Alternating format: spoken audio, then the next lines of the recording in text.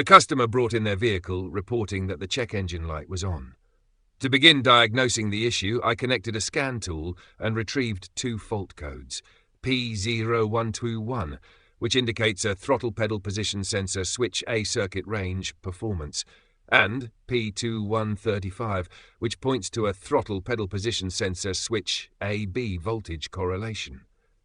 These codes typically suggest a problem with the throttle position sensor, throttle body, or the intake system. I started by inspecting the throttle position sensor. This component measures the angle of the throttle plate and sends this information to the engine control module, ECM. The sensor itself showed no signs of damage or malfunction during a visual inspection.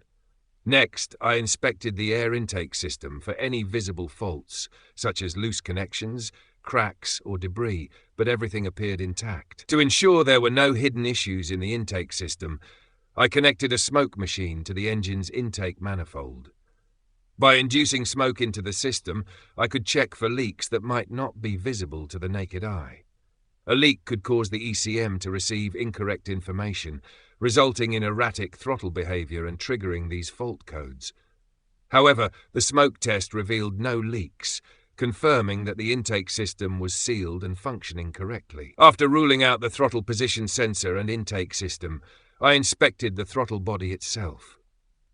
The throttle body controls airflow into the engine, and its proper operation is crucial for maintaining performance and fuel efficiency.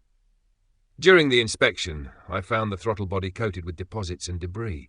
A dirty throttle body can cause the throttle plate to stick or move irregularly, which can disrupt the sensor readings and result in the codes I retrieved.